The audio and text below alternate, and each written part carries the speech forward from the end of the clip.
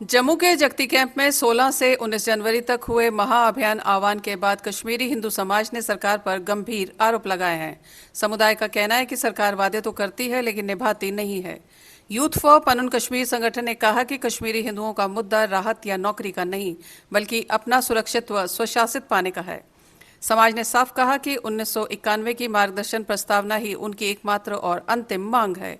18 जनवरी को सरकार को अंतिम चेतावनी दी गई थी कि उपराज्यपाल खुद जगती कैंप आकर समुदाय से खुलकर बात करेंगे, लेकिन ऐसा नहीं हुआ। इसके विरोध में महाअभियान संघर्ष समिति का गठन किया गया और चेतावनी दी गई कि अगर सरकार की टालमटोल और छल जारी रही तो आंदोलन जम्मू से दिल्ली और पूरे देश में तेज होगा। मेरा नाम राहुल कौल है। राहुल कौल जी, आज आप ब्रीफिंग करिए, किस मुद्दे को लेकर? हम लोग ब्रीफिंग ये कर रहे थे कि जिस महाअभियान को लेके हमने अपना निर्णायक संघर्ष की घोषणा की थी 16 जनवरी से, उसके अंतर्गत जब 18 जनवरी को आपका नेशनल हाईवे, हमारा जम्मू कश्मीर का नेशनल हाईवे रुका, उसमें उसका कारण यही था कि 36 वर्षों से जो आवाज़ हमारी दबाई गई है, जो हमारी आवाज़ को कोई भी उसका संज्ञान नहीं ले रहा, तो साम दाम दंड भेद किसी तरीके से तो अपनी आवाज़ को सामने रखना पड़ेगा प्रखर रूप से। तो हमें ये प्रॉमिस किया गया था कि आप अगले दिन माननीय गवर्नर साहब से मिलेंगे और जो हमारी मांगे हैं उनके द्वारा आगे का रास्ता कैसे होगा निकलेगा, एक कोर्स ऑफ डायलॉग बिल्ड करने के लिए हम बात कर रहे थे। उसके अंदर एडीसी मैडम ने हमें एक प्रॉमिस किया, वो खुद जगती आई और लोगों के सामने ओपन में प्रॉमिस किया कि कल 11 बजे नहीं तो 7 बजे गवर्नर साहब के साथ आप मिलेंगे। लेकिन जिस तरह से हम जानते हैं, अभी जो हमें देखिए 3 दिन हो गए, हम इनको फॉलोअप कर रहे हैं तो बोल रहे गवर्नर साहब अभी किससे नहीं मिले।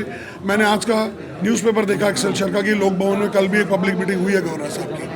तो हमारा ऐसा मानना है कि अगर हमें कश्मीरी हिंदुओं को ये लोग कीड़े मकोड़े समझते हैं और समझते हैं कि इनके ऊपर बात करना ज़रूरी नहीं है और अलग अलग लोगों के भ्रम में आके समझते हैं, लेकिन पूरे देश ने देखा, पूरे समाज ने देखा, सबने देखा कि जब हम लोगों ने रथ यात्रा निकाली तो समाज किस तरह से एक भाव से जुड़ा हुआ है कि कश्मीर घाटी में अभी हमें अपना हक वापस लेना पड़ेगा। हमारे साथ धोखा हुआ है, it's called breach of trust. हम मानते हैं कि अगर पब्लिकली सरकार की अथॉरिटीज़, जो मानी नामी हस्तियां हैं, वो पब्लिकली ये बोलती हैं कि आपको कैसे मीटिंग कराई जाए और उसके बाद पीछे मुकर जाती हैं। मैंने अभी आपको मैसेज पढ़ के सुनाया, उनने बोला सर अभी भी अनवेल है, किससे मिले नहीं है। तो अगर ये इनका रवैया है तो मुझे लगता है कि इस रवैये से लेके हमको अपने संघर्ष की लाइन को बड़ा करना पड़ेगा।